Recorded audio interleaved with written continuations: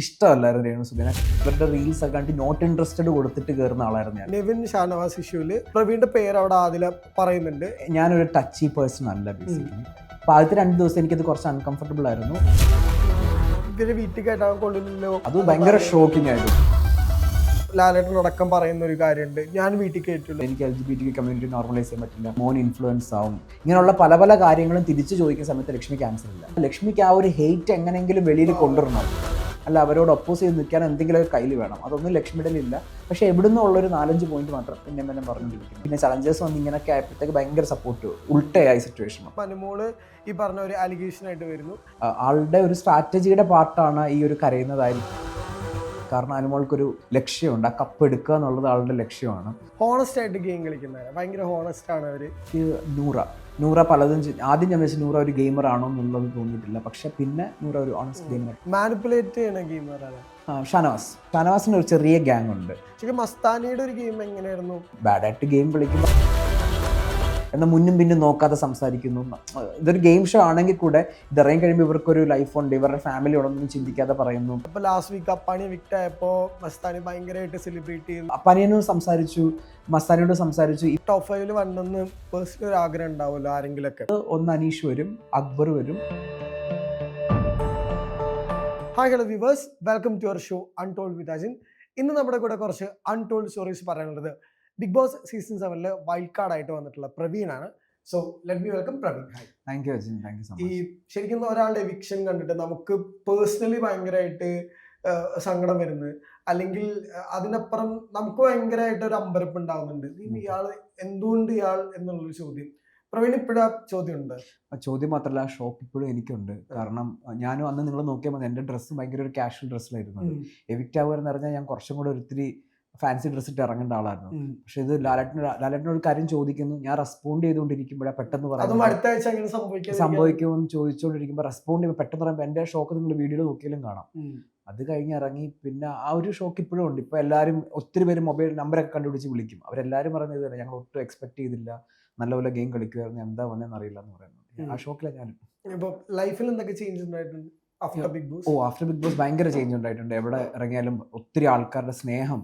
ഇപ്പോൾ അമ്മമാരൊക്കെ വിളിക്കും. ഒരു ദിവസം ഒരു ആൻറ്റി വിളിച്ചിട്ട് ഭയങ്കര കരച്ചിലായിരുന്നു. ഞാൻ ഒട്ടും പ്രതീക്ഷയില്ല മോനെ എവിക്റ്റ് ആവുമെന്ന്, ഞങ്ങൾ ഫുൾ വോട്ട് തന്നിട്ടുണ്ട്. ഈവൻ ഈ അൺഒഫീഷ്യൽ പോൾസ് ഒക്കെ വരും. അപ്പോൾ അതിൽ നോക്കുമ്പോൾ മോൻ എത്ര റാങ്ക് ആയി നോക്കുമായിരുന്നു, അതനുസരിച്ച് ഞങ്ങൾ അവരെ ഫാമിലിയൊക്കെ വിളിച്ച് വോട്ട് ചെയ്യിക്കാമെന്ന് പറഞ്ഞിട്ടുണ്ട്. അപ്പം ആ ഒരു സ്നേഹം നല്ല രീതിയിൽ കിട്ടുന്നുണ്ട്. ഇപ്പോൾ ബിഗ് ബോസിലേക്ക് വരുമ്പോഴേ, ഇപ്പോൾ പൊതുവെ വൈൽഡ് കാർഡായിട്ട് വരുമ്പോഴത്തേക്കും വൈൽഡ് കാർഡ് പ്രിഡോമിനൻ്റ്ലി പറയുമ്പോൾ ഗെയിം ചേഞ്ചേഴ്സ് ആണ്. ഉള്ള ഗെയിം ഷിഫ്റ്റ് ചെയ്യുക, അല്ലെങ്കിൽ അവിടെയുള്ള മൊത്തം ഗെയിം സിനാറിയോനെ മാറ്റുക, കണ്ടസ്റ്റൻസിനെ മെന്റലി അവരെ ഭയങ്കരമായിട്ട് അപ്ലിഫ്റ്റ് ചെയ്യുക, അല്ലെങ്കിൽ ഹൈ ആയിട്ട് നിൽക്കുന്നവരെ താത്താൻ, അങ്ങനെ ഒരുപാട് പ്ലാനുകൾ ഉണ്ടാവും.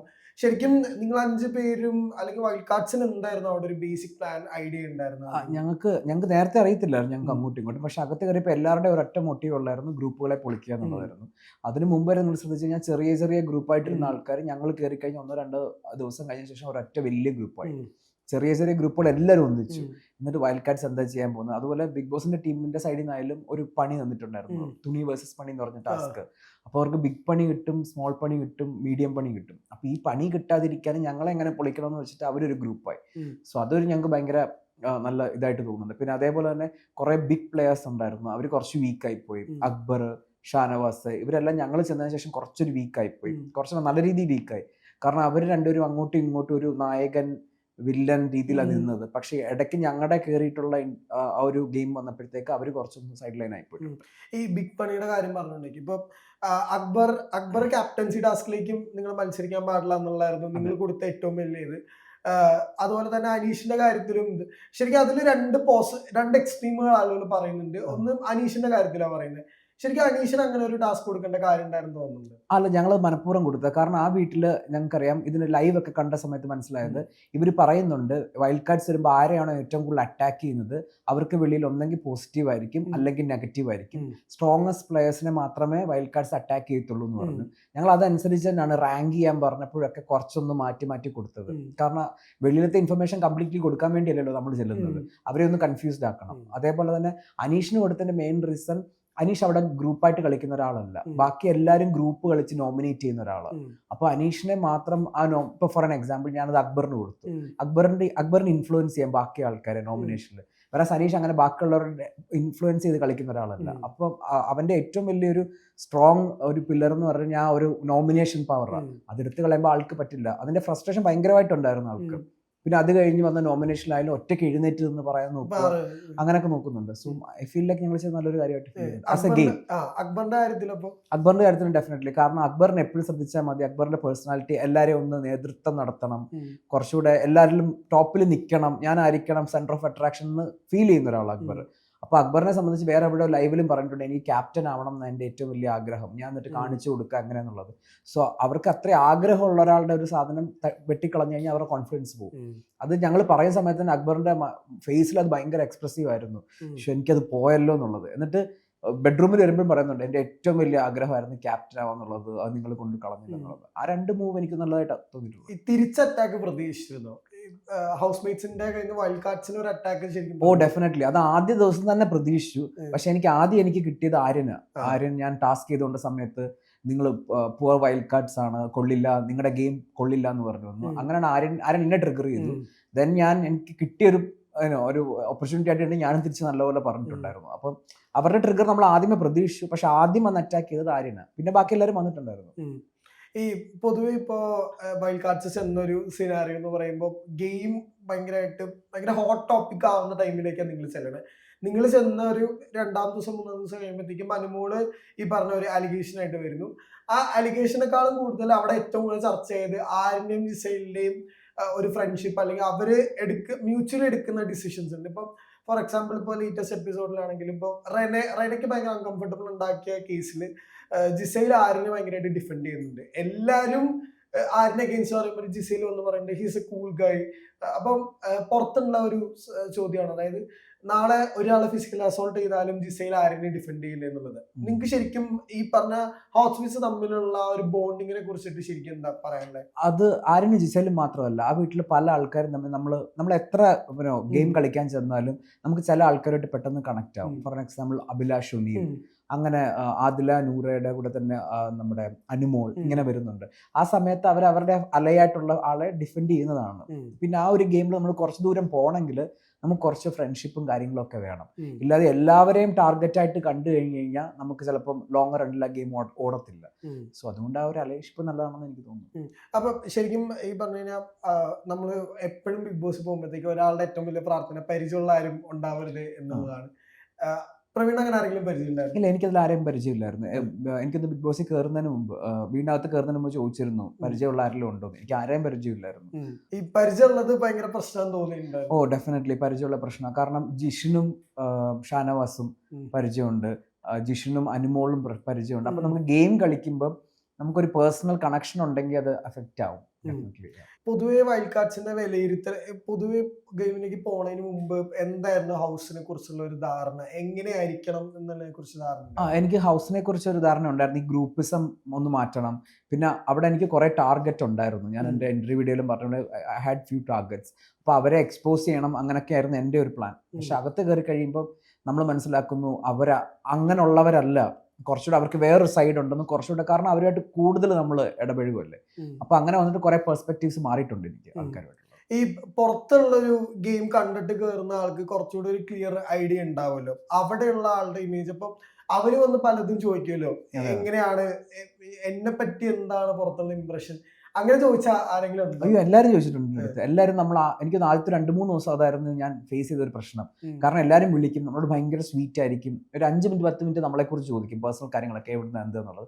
പിന്നെ പതിയെ ചോദിക്കും ഗെയിമൊക്കെ എങ്ങനെ ഉണ്ട്, കൊള്ളാവോ, വെളിയിൽ എങ്ങനെ, ആദ്യം ചോദിക്കുന്ന ഷോയ്ക്ക് എങ്ങനെ ഉണ്ട്, റീച്ച് ഉണ്ടോ എന്ന് ചോദിക്കും. പിന്നെ നമ്മളപ്പോൾ ഒന്നും പറയത്തില്ല, കാരണം വെളിയിലത്തെ ഒരു കാര്യങ്ങളും പറയാൻ പാടില്ല, നമുക്ക് എഗ്രിമെന്റ് ഉണ്ടല്ലോ, അല്ല അത് ഒരു റൂളും കൂടാണ്. പിന്നെ ചോദിക്കും ഞാൻ എങ്ങനെ, പോസിറ്റീവ് ആണോ നെഗറ്റീവ് ആണോ എന്ന്. ഞാനപ്പോൾ എല്ലാവരോടും പറയും നിങ്ങൾ റിയൽ ആയിട്ടാണ് കളിക്കുന്നതെങ്കിൽ നല്ലതായിരിക്കും, എനിക്കറിയത്തില്ല എന്ന് പറയും. ഈ വോട്ടിംഗ് പരിപാടിനെ കുറിച്ചൊക്കെ അതിന്റെ ഡെപ്തിനെ കുറിച്ച് ഇറങ്ങി കഴിഞ്ഞപ്പോൾ കുറച്ചുകൂടെ മനസ്സിലായി എങ്ങനെ അത് വർക്ക് ചെയ്യണം? ഓ ഡെഫിനറ്റ്ലി മനസ്സിലായി. ഇത് പ്യുവർലി വോട്ട് ബേസിസിൽ തന്നെയാണ് നമ്മളെ എവിക്റ്റ് ആക്കുന്നതും എല്ലാം ഉള്ളത്, അത് ഡെഫിനറ്റ്ലി ആണ്. പക്ഷെ ഈ ഫാൻസുകൾ തമ്മിൽ അങ്ങോട്ടും ഇങ്ങോട്ടും ഒക്കെ വോട്ട് മാറി കൊടുക്കുന്നുണ്ട് തോന്നിയിട്ടുണ്ട്. ഈ ഇൻഡെപ്ത് ആയിട്ട് നമ്മൾ ഗെയിമിലേക്ക് ഇറങ്ങുമ്പോഴത്തേക്കും ഈ കൊല്ലത്ത് പ്രത്യേകിച്ച് ഈ സീസണിലെ ഗെയിമിൽ ഫിസിക്കൽ ടാസ്കിനേക്കാളും കൂടുതൽ മെന്റലി ആളുകളെ ഭയങ്കരമായിട്ട് ടാർഗറ്റ് ചെയ്യുന്ന ഗെയിമാണ്, അല്ലെങ്കിൽ വാക്കുകളിലൂടെയാണ് ഈ പ്രാവശ്യം ശരിക്കും ഗെയിം ഓർന്ന് വേണമെങ്കിൽ പറയാം. ആ വോർ ഗെയിമിനെ എങ്ങനെയാ കാണുന്നത്? മെന്റലി ഒരാളെ ഭയങ്കരമായിട്ട് അതിജീവിക്കുന്ന അല്ലെങ്കിൽ മെന്റലി ഭയങ്കര അറ്റാക്ക് ചെയ്യുന്ന ഗെയിമിനെ കുറിച്ച് അത് പലപ്പോഴും നമുക്ക് തോന്നുന്നുണ്ട്. ചിലപ്പോൾ കോൺവെർസേഷൻ നടക്കുന്ന സമയത്ത് ഒരു ഓറലി ആളെ അങ്ങ് ബ്രേക്ക് ഡൗൺ ആക്കുന്ന പരിപാടികളുണ്ട്. അത് ഈ ഗെയിമിന്റെ പാർട്ടാണ്. കാരണം അവിടെ പോയിട്ട് ടാസ്കുകൾ മാത്രമല്ല നമ്മൾ ചെയ്യേണ്ടത്. കാരണം മറ്റൊരു നമ്മുടെ ഓപ്പോസിറ്റുള്ള കണ്ടസ്റ്റന്റിനെ വീക്ക് ആക്കാനുള്ള എല്ലാ പരിപാടികളും നമ്മൾ ചെയ്യാറുണ്ട്. അതിലൊരു പാർട്ടാണ് ഈ ഓറൽ. പക്ഷെ അതിനൊരു തിൻ ലൈൻ ഉണ്ട്. ഫോർ എക്സാമ്പിൾ ഇത് ക്രോസ് ചെയ്യാൻ പാടില്ല. ഇപ്പൊ അവരുടെ പേഴ്സണലി അറ്റാക്ക് ചെയ്യരുത്, അവരുടെ ഫാമിലിയെ പറയരുത്, അല്ലെങ്കിൽ അബ്യൂസീവ് വേർഡ്സ് യൂസ് ചെയ്യരുത്. അതല്ലാതെ അവരുടെ ക്യാരക്ടറിനെ നമുക്ക് എക്സ്പോസ് ചെയ്യാം, അല്ലെങ്കിൽ അവർ ചെയ്യുന്ന തെറ്റുകളെ നമുക്ക് ചൂണ്ടിക്കാണിക്കാം. എന്തുകൊണ്ടാണ് ഇത് തെറ്റ്, ഇത് ശരിയെന്ന് കാണിക്കാം. പക്ഷെ അത് ആ ഒരു എമറൽ തിൻ ലൈനാണ്. അത് ക്രോസ് ചെയ്യാതെ നോക്കിക്കഴിഞ്ഞാൽ കുഴപ്പമൊന്നുമില്ല. ഇപ്പൊ പ്രവീൺ ഔട്ടായപ്പോ ഏറ്റവും കൂടുതൽ വിഷമിച്ച ഒരാള് മസ്താനിയായിരുന്നു. അതെ അതെ. ശരിക്കും പറഞ്ഞു കഴിഞ്ഞപ്പോ മസ്താനിയുടെ കേസിൽ പറഞ്ഞാലും അതും ഭയങ്കര എക്സ്ട്രീം സൈഡ് ആയിട്ടുള്ള ഒരു എവിക്ഷൻ തന്നെയായിരുന്നു. അപ്പൊ ലാസ്റ്റ് വീക്ക് അപ്പാണി എവിക്റ്റ് ആയപ്പോ മസ്താനി ഭയങ്കരമായിട്ട് സെലിബ്രേറ്റ് ചെയ്ത് ഭയങ്കരമായിട്ട് വൈറലായിരുന്നു, പുറത്തും ഭയങ്കരമായിട്ട് ചർച്ചയായി. അതോടൊപ്പം മസ്താനി എവിക്റ്റ് ആയപ്പോഴും ഈ പറഞ്ഞ ഹൗസ് മേറ്റ്സ് എല്ലാവരും സെലിബ്രേറ്റ് ചെയ്യുന്നുണ്ടായിരുന്നു. ശരിക്കും മസ്താനിയുടെ ഒരു ഗെയിം എങ്ങനെയായിരുന്നു ആസ് എ വൈൽഡ് കാർഡായിട്ട് കയറിയ ഒരാളെന്ന നിലയ്ക്ക്? എനിക്ക് തോന്നിയിട്ടുള്ള മസ്താൻ ഇതേപോലെ തന്നെ എല്ലാം ആ ഒരു ഓറലി ആൾക്കാരെ ഡൗൺ ആക്കുന്നതായിരുന്നു ഗെയിം എന്ന് ഫീൽ ചെയ്തിട്ടുണ്ട്. കാരണം സംസാരിക്കുന്ന കാര്യങ്ങളെല്ലാം. പക്ഷെ ഞാൻ മുമ്പ് പറഞ്ഞ പോലെ ആ ഒരു തിൻ ലൈൻ എവിടെ ക്രോസ് ആയി പോയിട്ട് പേഴ്സണലി സംസാരിക്കുക അല്ലെങ്കിൽ അങ്ങനെയൊക്കെ ചെയ്തിട്ടുണ്ട്. പക്ഷെ ആള് ഭയങ്കര സ്ട്രോങ് ആയിട്ട് പറയുന്ന പല കാര്യങ്ങളും വെളിയിൽ ഭയങ്കര പ്രോബ്ലമാറ്റിക് ആയി. ഞാൻ പറയുന്ന കാര്യങ്ങളും പ്രോബ്ലമാറ്റിക് ആയിട്ട് പറഞ്ഞിട്ടുണ്ട്. പിന്നെ അതൊക്കെ ഓരോരുത്തരുടെ ഗെയിം പ്ലാൻ ആണ്, നമുക്കതിലൊന്നും ചെയ്യാൻ പറ്റില്ല. അപ്പം ബാഡായിട്ട് ഗെയിം കളിക്കുമ്പോൾ ആ ഒരു രീതിയിൽ നമുക്ക് ഇംപ്രഷൻ വരും. നിങ്ങൾ തമ്മിൽ ഇറങ്ങിയിട്ട് ഞങ്ങൾ കോൺടാക്ട് ചെയ്തു. കാരണം നമ്മൾ അതൊരു ഗെയിമാണ് at the end of the day. ഇപ്പൊ എല്ലാവർക്കും ചിലപ്പോൾ കാണുന്നവർക്ക് അതൊരു അയ്യോ അവരങ്ങനെ പറഞ്ഞു. ഞാൻ പനിയനോട് സംസാരിച്ചു, മസ്താനിയോട് സംസാരിച്ചു. ഈവൻ ഞാൻ വരുന്നതിന് മുമ്പ് എവിക്റ്റ് ആയ കണ്ടസ്റ്റൻസ് ഉണ്ട്, അവരെല്ലാം കോൺടാക്ട് ചെയ്തു. നമ്മളെ സംബന്ധിച്ച് ഒരു ഗെയിം ഷോ ആണ്, റിയാലിറ്റി ഷോ ആണ്. അല്ലാതെ അത് പേഴ്സണലി ഒരു ഗ്രഡ്ജ് വെച്ചിട്ട് പോകാനൊന്നുമില്ല. ഇപ്പൊ ഇറങ്ങി കഴിഞ്ഞിട്ട് ബിഗ് ബോസ് റെഗുലർ ആയിട്ട് കാണാൻ ടൈം കിട്ടിയിട്ടില്ല. പക്ഷെ എന്നാലും പണ്ടത്തെ പോലെ ഞാനൊരു 24/7 അല്ലെങ്കിൽ കാണാൻ ടൈം കിട്ടിയിട്ടില്ല. കാരണം അത് കഴിഞ്ഞിട്ട് ഇപ്പൊ ഇന്റർവ്യൂ കൊടുക്കണം, അങ്ങനെ കാര്യങ്ങളായിട്ട്. പക്ഷെ ഞാൻ എപ്പിസോഡ് എല്ലാം മാക്സിമം കാണുന്നുണ്ട്. ഈ ചലഞ്ചസ് വന്ന ടാസ്കില് അവിടെ ഉണ്ടായിരുന്നെങ്കിൽ എന്തായിരിക്കും?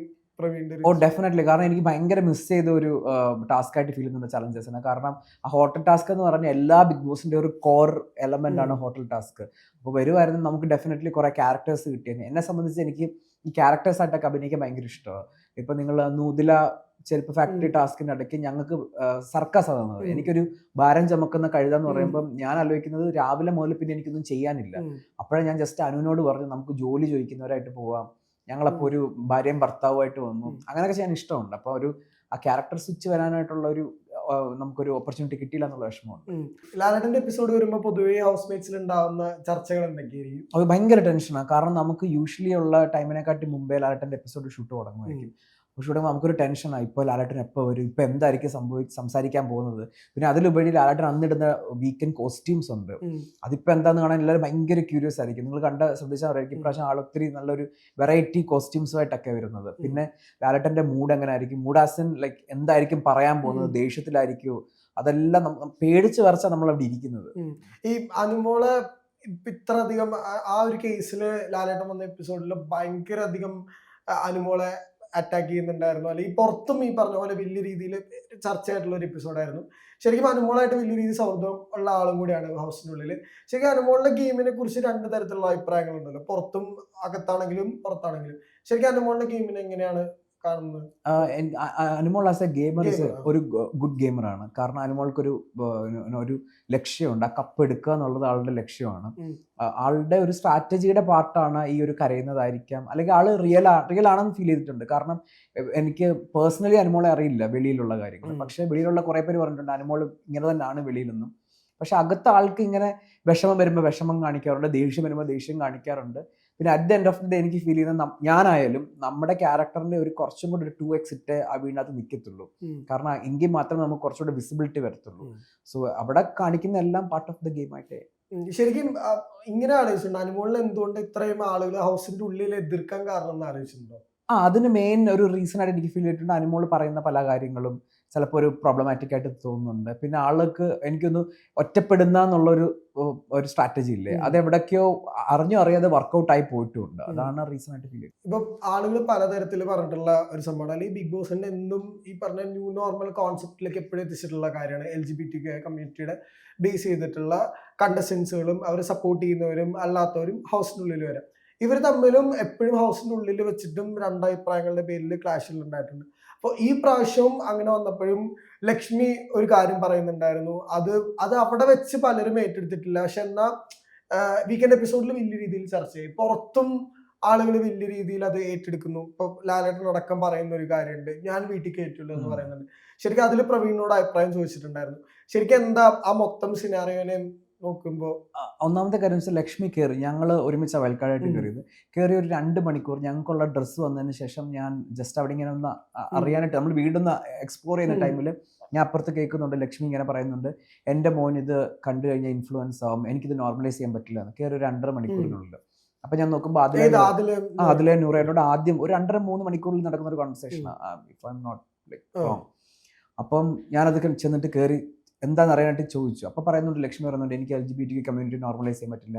കാര്യം ചോദിക്കുമ്പോൾ പറയുന്നത്, എൻ്റെ മോനെ ഇത് കാണും, മോൻ ഇൻഫ്ലുവൻസ് ആവും, കൊച്ചുകുട്ടികൾക്ക് ഇൻഫ്ലുവൻസ് ആവുന്നതാണ്. അപ്പം ഞാൻ തിരിച്ച് ചോദിക്കുന്നുണ്ട്, സെക്ഷുവാലിറ്റി അങ്ങനെ ഇൻഫ്ലുവൻസ് ആവുന്നതാണോ ലക്ഷ്മി എന്ന് ചോദിക്കുന്നത്. ലക്ഷ്മി യെസ് എന്ന് പറയുമ്പോൾ ഞാൻ ചോദിച്ചു, അങ്ങനെയാണെങ്കിൽ ഹെട്രോസെക്ഷൽ ആയിട്ടുള്ള ഒരാൾ കണ്ടിട്ട് ഇൻഫ്ലുവൻസ് ആവുന്ന പോലെ ഹോമോസെക്ഷൽ ആയിട്ടുള്ള ഒരാൾ ഹെട്രോസെക്ഷൽ റിലേഷൻഷിപ്പ് കണ്ട ഇൻഫ്ലുവൻസ് ആവുമോ? ഇങ്ങനെയുള്ള പല പല കാര്യങ്ങളും തിരിച്ചു ചോദിക്കുന്ന സമയത്ത് ലക്ഷ്മിക്ക് ആൻസർ ഇല്ല.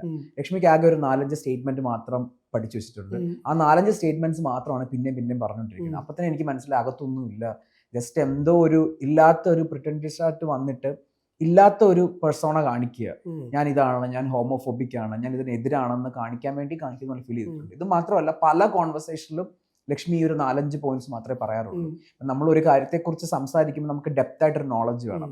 അല്ലെങ്കിൽ ഓപ്പോസിറ്റ് ഒരാൾ അതിനെക്കുറിച്ച് സംസാരിക്കുമ്പം അവരോട് ആർഗ്യൂ ചെയ്ത് നിൽക്കാനോ അല്ല അവരോട് ഒപ്പോസ് ചെയ്ത് നിൽക്കാനോ എന്തെങ്കിലുമൊക്കെ കയ്യിൽ വേണം. അതൊന്നും ലക്ഷ്മിയുടെ ഇല്ല. പക്ഷെ എവിടുന്ന് ഉള്ള ഒരു 4-5 പോയിന്റ് മാത്രം പിന്നെ പറഞ്ഞുകൊണ്ടിരിക്കുന്നുണ്ട്. ശരിക്കും ഞങ്ങൾ പുറത്തുനിന്ന് കാണുമ്പോൾ ഉള്ള ഒരു സിനാറിയോ, ശരിക്കും ആ പോയിന്റ് അവിടെ പറയാനുള്ള കാരണമാണ് ഏറ്റവും കൂടുതൽ ആളുകൾ ഇത് ചർച്ച ചെയ്യാനുള്ള പ്രധാന കാരണം. ശരിക്കും അത് എന്തായിരുന്നു എന്ന് ആലോചിച്ചിട്ടുണ്ടോ? ഏതായിരുന്നു ആ ലക്ഷ്മി ആ പോയിന്റ് പറയാനുള്ള ഒരു കാരണം? ഇവര് വീട്ടിൽ കയറ്റാൻ കൊള്ളില്ലല്ലോ. ഈ ഞാൻ പറഞ്ഞത്, ഞാൻ ആദ്യം കയറിയ സമയത്ത് ഈ വീട്ടിൽ കയറ്റാൻ കൊള്ളില്ല എന്ന് പറഞ്ഞത്, നമ്മളൊരു ഫാക്ടറി ടാസ്ക് കഴിഞ്ഞ് വന്നിരിക്കുമ്പോൾ എവ്രിബഡി വാസ് ടയർഡ്. എല്ലാവരും ഭയങ്കര ടയർഡ് ആയിട്ട് ഞങ്ങൾ ഫുഡ് ഉണ്ടാക്കാനുള്ള ടൈമിലാണ്, ലേറ്റ് ആയിട്ട് ഫുഡ് ഉണ്ടാക്കുന്നു. അപ്പോൾ ആവശ്യമില്ലാതെ ഒരു ഫൈറ്റ് നടക്കുന്നു, ആരും ആ ഫൈറ്റിനെ മൈൻഡ് ചെയ്തില്ല. അപ്പൊ ലക്ഷ്മി പാസീവായിട്ട് പറഞ്ഞു, അത് നമ്മളും കേട്ടിട്ടില്ല, നമ്മൾ ശ്രദ്ധിച്ചിട്ടില്ല. അത് ലക്ഷ്മി പറയാനുള്ള കാരണം ഇത് തന്നെയാണ്, ലക്ഷ്മിക്ക് ആ ഒരു ഹെയ്റ്റ് എങ്ങനെയെങ്കിലും വെളിയിൽ കൊണ്ടുവരണം. അപ്പൊ ലക്ഷ്മി നോക്കിയപ്പോൾ ഫൈറ്റ് വരുന്നു എന്നാൽ ഇതുകൂടെ എടുത്തിട്ടേക്കാന്ന് വിചാരിച്ചിട്ട് ഇട്ടതാണ്. അത് നല്ല രീതിയിൽ അത് ഭയങ്കര കൈവിട്ടു പോയ രീതിയിലാണ്. പക്ഷേ ചലഞ്ചേഴ്സ് വന്നപ്പോൾ ഈ സിനാറിയോ കുറച്ചുകൂടെ മാറി. ഇപ്പം ലക്ഷ്മിനെ പേഴ്സണലി ആൾക്കാർ വന്ന് അറ്റാക്ക് ചെയ്യുന്ന ഓരോ ഇൻസിഡന്റുകളും പുറത്ത് ലക്ഷ്മിക്ക് വോട്ടുകൂടാൻ കാരണമായെന്ന് പലരും പറയുന്നുണ്ട്. നമ്മൾ പല കമന്റുകൾ നമ്മൾ കാണുന്നുണ്ട്, എന്നാ ഇനി ലക്ഷ്മിക്ക് വോട്ട് കൊടുക്കാം, ഇങ്ങനെ എല്ലാവരും ടാർഗറ്റ് ചെയ്തു. ശരിക്കും അത് ഇവഞ്ച്വലി പിന്നെ അത് ഈ ഒരു പോസിറ്റീവായി മാറിയെന്ന് തോന്നുന്നു. അത് ആക്ച്വലി സ്പീക്കിംഗ് ആ വീടിനകത്തുള്ളവർക്കും ഇതുണ്ട്. കാരണം എന്താണെന്ന് വെച്ച് കഴിഞ്ഞാൽ ചലഞ്ചേഴ്സ് വരുന്നതിന് മുമ്പ് തന്നെ നമ്മൾ ഈ കോൺവെർസേഷൻ നടന്നിട്ടുണ്ട്. ലക്ഷ്മിയുമായിട്ട് LGBTQ കമ്മ്യൂണിറ്റിക്കെതിരെയുള്ള ഈ കോൺവെർസേഷൻ നടന്നിട്ടുണ്ട് പല ടൈമിലും. പക്ഷെ അപ്പോഴൊക്കെ നമ്മളൊരു കാര്യം ചെയ്തിട്ടുണ്ട്, ലക്ഷ്മിനെ അങ്ങനെ കോർണർ ചെയ്തിട്ടില്ല, ലക്ഷ്മിനെ അങ്ങനെ ഒറ്റപ്പെടുത്തിയിട്ടില്ല. ലക്ഷ്മിനെ അല്ലെങ്കിൽ നീ തെറ്റോ എന്ന് പറഞ്ഞാൽ എല്ലാവരും അറ്റാക്ക് ചെയ്യാൻ പോയിട്ടില്ല. Because we know for a fact that അങ്ങനെ ചെയ്ത് കഴിഞ്ഞാൽ വെളിയിൽ ലക്ഷ്മിയെ പോലെ ചിന്തിക്കുന്ന കുറെ ആൾക്കാരുണ്ട്, അവരുടെ വോട്ടും എല്ലാം ലക്ഷ്മിക്ക് കിട്ടും. അത്ര സ്പേസിൽ ലക്ഷ്മി കൊടുക്കണ്ടെന്ന് വിചാരിച്ചിട്ട് പറയേണ്ട കാര്യങ്ങൾ പറയും. പക്ഷെ നമ്മൾ ഒത്തിരി അറ്റാക്കിലേക്ക് പോയില്ല. ചലഞ്ചേഴ്സ് വന്നിട്ട് ചെയ്ത ഒരു പ്രശ്നമായിട്ട് എനിക്ക് ഫീൽ ചെയ്യുന്നത്, അവർ പേഴ്സണലി പോയി കുറെ അറ്റാക്ക് ചെയ്തു ബാക്കി വന്നിരിക്കുന്ന എല്ലാവരും. അപ്പൊ അതിന്റെ പ്രശ്നം എന്താണെന്ന് വെച്ച് കഴിഞ്ഞാൽ, വെളിയിൽ അപ്പൊ കുറച്ചും കൂടെ ഒരു പോപ്പുലാരിറ്റി കൂടും. കാരണം ഈ വന്നേക്കുന്ന ചലഞ്ചേഴ്സ് എന്ന് പറഞ്ഞാൽ വളരെ പോപ്പുലർ ആയിട്ടുള്ള 3 കണ്ടസ്റ്റൻസ്. അപ്പൊ അവരൊരാൾക്കെതിരെ പറയുന്നു, അവരെ എതിർത്ത് സംസാരിക്കുന്നു എന്ന് പറയുമ്പോൾ പിന്നെയും കുറച്ചുകൂടെ ഒരു സ്റ്റാർഡം ലെവല് കൂടും. അത് ഉണ്ടായിട്ടുണ്ട്. നിങ്ങളവിടെ സ്റ്റാർ ഉണ്ടാക്കരുതെന്ന് പ്ലാൻ ഉണ്ടായിരുന്നു? ഡെഫിനറ്റ്ലി ഉണ്ടായിരുന്നു, ഞങ്ങൾക്ക് ഉണ്ടായിരുന്നു. വെനെവർ ലക്ഷ്മി ഇങ്ങനെ സംസാരിക്കുമ്പോഴാണെങ്കിലും നമ്മൾ ഒരു വി മെയ്ഡ് ഷുവർ ദാറ്റ് ലക്ഷ്മിക്ക് അങ്ങനെ ഒരു സ്റ്റാർഡം കൊടുക്കത്തില്ല. സംസാരിക്കും, നമ്മളുടെ ആശയങ്ങൾ തമ്മിലൊരു കോൺവെർസേഷൻ നടക്കും. പക്ഷെ അതിനുശേഷം നിങ്ങൾ ശ്രദ്ധിച്ചാൽ മതി, ഞാൻ ലക്ഷ്മിയുടെ കൂടെ പോയിട്ട് സംസാരിക്കും, ബീൻ ബാഗിൽ ഞങ്ങൾ ചിരിക്കും, കളിക്കും, എല്ലാം ചെയ്യും. ബിക്കോസ് നമ്മൾ അത്ര ഹെയ്റ്റ് കാണിക്കുമ്പം അയാൾ ഒറ്റപ്പെടുന്നു, ഈ ഒരു റീസൺ കാരണം അയാൾ ഒറ്റപ്പെടുന്നു. അങ്ങനെ ഒറ്റപ്പെടുത്തി കഴിഞ്ഞാൽ വെളിയിൽ ഭയങ്കര സപ്പോർട്ട് കൊടുക്കും നമുക്കറിയാമായിരുന്നു. പക്ഷെ ഈ വീക്കെൻഡ് എപ്പിസോഡ് കഴിഞ്ഞ് പിന്നെ ചലഞ്ചേഴ്സ് വന്ന് ഇങ്ങനെയൊക്കെ ആയപ്പോഴത്തേക്ക് ഭയങ്കര സപ്പോർട്ട്, ഉൾട്ടയായി സിറ്റുവേഷൻ മൊത്തം. ഈ അവിടുത്തെ ഫുഡിന്റെ കാര്യത്തിലും അയ്യോ. പലരും പല രീതിയിൽ പല കാലത്ത് ഇറച്ചിട്ടുണ്ടായിട്ടുണ്ട്. ഏറ്റവും കൂടുതൽ ഈ പ്രാവശ്യം ഒരു ചരിത്രത്തിൽ ഏറ്റവും കൂടുതൽ അടുക്കളയിൽ അടി നടന്നിട്ടുള്ളത് ഈ സീസണിലാണ്. ശരിക്കും എന്തുകൊണ്ട് അടുക്കള ഇത്ര ഹോട്ട് ടോപ്പിക് ആണ്? എനിക്ക് തോന്നുന്നു ഏറ്റവും കൂടുതൽ അടി നടന്നത് ഞാൻ കിച്ചൺ ക്യാപ്റ്റൻ ആയിരുന്നപ്പോഴാണ് അടി നടന്നത്. അത് ബേസിക്കലി വേറെ ഒന്നുമില്ല, അവിടെ റേഷനായിട്ടാണ് നമുക്ക് ഫുഡ് വരുന്നത്. ഫോർ ആൻ എക്സാമ്പിൾ എല്ലാത്തിനും കണക്കുണ്ട്. അപ്പൊ ഇത്ര തക്കാളി വെക്കാം, ഇത്ര തക്കാളി വെച്ച് കഴിഞ്ഞാൽ ഇത്ര ദിവസത്തേക്ക് ഓടും. കാരണം നമുക്ക് വീക്ക് സ്റ്റാർട്ട് ചെയ്യുമ്പോൾ തൊട്ട് എൻഡ് വരെ നമുക്ക് ഈ റേഷൻ പോകണം, ഇത്രയും പേർക്കുള്ള ഫുഡ്. നമ്മളാരും കേറ്ററിംഗിലുള്ളവരല്ല, നമുക്ക് ആർക്കും ബേസിക് കുക്കിംഗ് അറിയാവുന്നവർ. ഈ 10-25 പേർക്ക് ഉണ്ടാക്കണം എന്ന് പറഞ്ഞാൽ ഇത്തിരി ബുദ്ധിമുട്ടുള്ള കാര്യമാണ്. അപ്പൊ അതിനിടയ്ക്ക് എല്ലാവർക്കും നിങ്ങൾ നോക്കി കഴിഞ്ഞാൽ 2 ചപ്പാത്തി, 2 ദോശ, കുറച്ച് കറി, ഇതിലൊക്കെ നമ്മൾ സർവൈവ് ചെയ്ത് പോകുന്നത്. അപ്പോൾ അതിൽ കൂടുതൽ ഒരാൾ എടുത്തു കഴിഞ്ഞാൽ പിന്നെ വലിയ പ്രശ്നമായിരിക്കും. പിന്നെ മാത്രമല്ല, എനിക്ക് തോന്നുന്നു അന്നൊരു വലിയൊരു ഫൈറ്റിലേക്ക് മാറിയത് ടൊമാറ്റോയുടെ ഇത്രയും ചെറിയൊരു പീസ്, ഇത്രയെന്ന് വെച്ചാൽ ഇത്രയും എനിക്ക് കാണിക്കാൻ പോലും പറ്റുന്നതിനെക്കാട്ടി ചെറിയൊരു പീസ് ഒരാളെടുത്ത് കഴിച്ചതിന് 1.5 മണിക്കൂർ അവിടെ ഫൈറ്റ് നടന്നിട്ടുണ്ട്. ബേസിക്കലി വേറൊന്നും. ആലു പൊറോട്ട ഉണ്ടാക്കിയത് അത് ജിഷിന് അന്ന് ഫുഡ് കഴിച്ചില്ല. അപ്പൊ ജിഷിന് വേണ്ടി എക്സ്ട്രാ ഉണ്ടാക്കാനായിട്ട് ജിസേൽ വന്നുണ്ടാക്കി. അപ്പോഴത്തേക്ക് അത് വേറെ ആൾക്കാർക്ക് പ്രശ്നമായി. എന്താ ഒരാൾക്ക് സ്പെഷ്യൽ കൊടുക്കുന്നത്, അപ്പൊ ആലു തീരുവല്ല ചെയ്യുന്നത്, സാധാരണ റൊട്ടി കൊടുത്താൽ പോരെന്ന് പറഞ്ഞിട്ട് അത് വലിയ ഫൈറ്റായി മാറി. ബേസിക്കലി അതൊരു അവിടെ നമുക്ക് കിട്ടാത്തൊരു സാധനം വേറെ കിട്ടുമ്പോൾ ഉള്ള ഒരു പ്രശ്നം. ഞാൻ പെട്ടെന്ന് ആൻസർ പറയണം. റാപ്പിഡ് ഫയർ പോലെ. ഇപ്പൊ ഹോണസ്റ്റ് ആയിട്ടുള്ള അഭിപ്രായം പറഞ്ഞാൽ മതി. ഗ്രൂപ്പായിട്ട് ഗെയിം കളിക്കുന്ന ആരൊക്കെയാണ്? അക്ബർ, ബിന്നി, ആര്യൻ, ജിസേൽ. ഇത്രയും ഒരു ഗ്രൂപ്പാണ്. അവരുടെ സ്ട്രാറ്റജി കാരണം അതിന് റീസൺ ഉണ്ട്. നിങ്ങൾ ജയിൽ നോമിനേഷന് ചോദിച്ചാൽ മതി. ആര്യൻ പറയുന്നുണ്ട് ഇതുപോലെ, ഞാനും അക്ബറും ബിന്നിയും കൂടെ പ്ലാൻ ചെയ്തിട്ടാണ് ജിസേലിനെ ജയിലിൽ വിടുന്നത്. കാരണം അവർക്ക് കുറച്ച് കൂടുതൽ സ്ക്രീൻ സ്പേസ് കിട്ടും, അതുകൊണ്ട് നമ്മൾ പ്ലാൻ ചെയ്തിട്ടാണ് വിടുന്നതെന്ന് പറഞ്ഞിട്ടുണ്ട്. അതേപോലെ ഈ ഗ്രൂപ്പിൽ വരുന്ന ഒരാളാണ് റെന. ഇപ്പുറത്തെ ഗ്രൂപ്പിൽ ഈ ഒരു ഗ്രൂപ്പിൽ വരും റെന. ഈ ഒരു ഗ്രൂപ്പിൽ അക്ബറിന്റെ ഗ്രൂപ്പിലും വരുന്ന ആളാണ്. ഹോണസ്റ്റ് ആയിട്ട് ഗെയിം കളിക്കുന്നവരെ ഭയങ്കര ഹോണസ്റ്റ് ആണ് അവര്.